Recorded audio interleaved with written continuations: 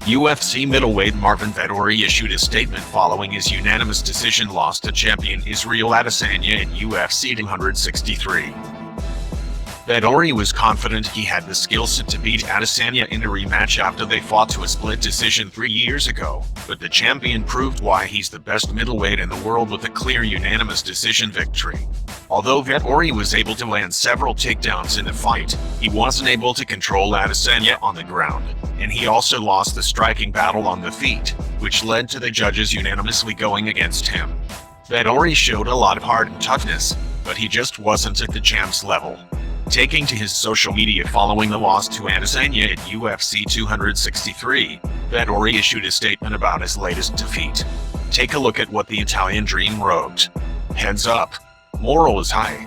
A lot of good. Some mistakes to be addressed. One thing for sure, the Italian Dream is well and alive. Thank you for all the support. What's this? Who's this? Who's this? Mine?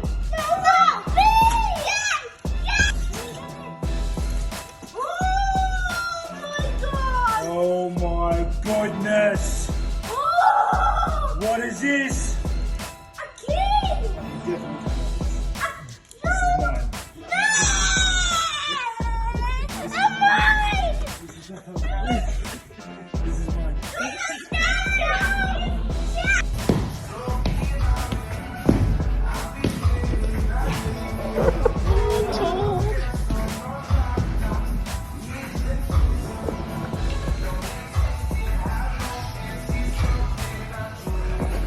They are close for 5 seconds and going for tunnels.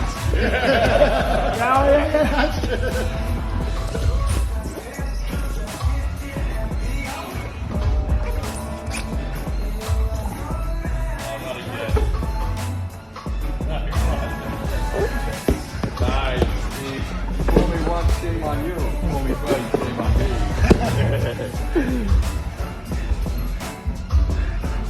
me. You guys have 10 seconds left in the bell.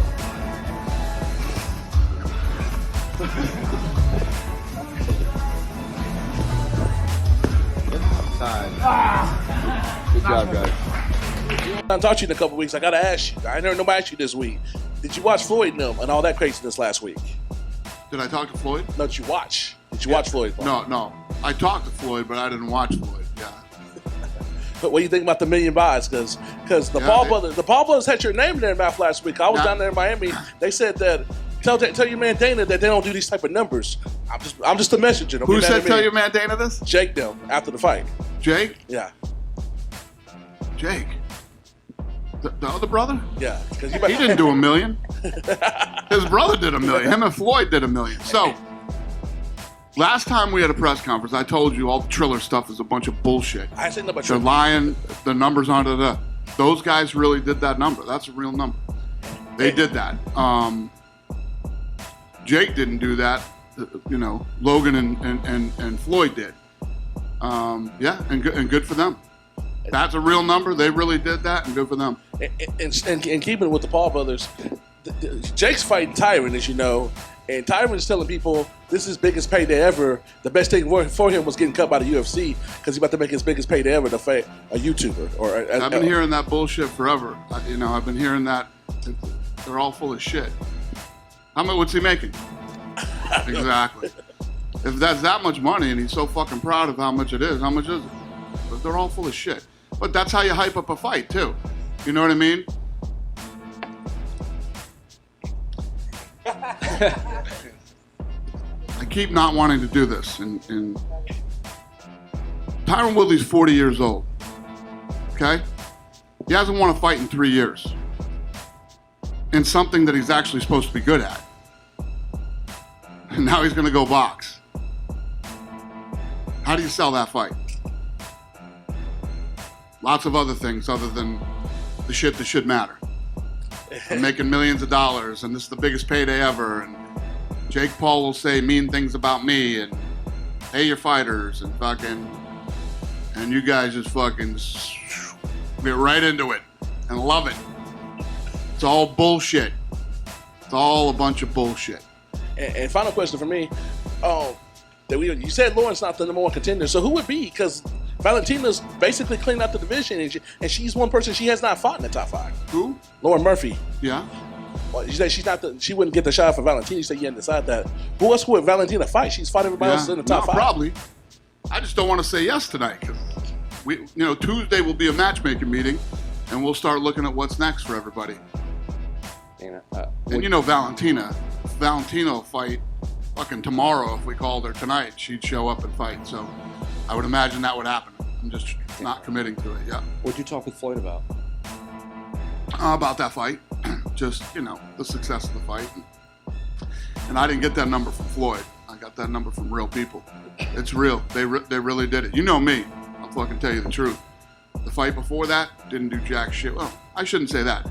It did a good number for people that never really fought. You know what I mean? It's kind of on my time. Like, I'll fight you. I'll fight anybody. But like, if I'm not in camp, then I'll fight when I'm ready to fight. You know what I mean? I think I put the work in. If he wants the opportunity, he can wait for it, and that's kind of what happened. Big fan of that guy. I like how he fights. You know what I mean? He brings the heat for sure. He's never shying away from a fist fight, so I appreciate that about his style. Big, tall dude. It's an exciting fight. I think sometimes he makes bad decisions when he fights. I think he did the same thing, and he did something similar in the Johnny Walker fight. I don't want to say he's younger because I don't think he's a super young guy, but he's green and a little bit inexperienced in some of those high profile spots. So I think he has a tendency to make bad decisions, but he's got a really good coach. So I suspect that he's not going to make as many of those bad decisions. There's a lot of tape on me out there. I'm sure they're going to come in with a great game plan. And similar to Jimmy Crute, I think that just overall in the sport of MMA, I think in every single skill set I'm better, but that doesn't necessarily always mean you're always going to win, right? There's a lot of different ways to win. There's a lot of ways to lose. So I'm going to have to bring my A game because these young listen, I kind of screwed myself here. Not in a as negative a way as I'm probably going to make it sound, but I opened the door to all these young guys. Once I gave one of them an opportunity. Once I gave Devin Clark that opportunity to fight a ranked guy as an unranked guy in a main event, I opened the door for these guys. Like, I'm the guy that they know won't tell them no. They absolutely know that if Anthony Smith doesn't have a fight and I call him out, he will take that fight. So they're coming. They're all coming. Every single one of them. And I'll say the same thing to Ryan Spann that I said to Jimmy Crute, and the same thing I said to Devin Clark. Come on if you're coming, because I'm right here and I'm not going anywhere.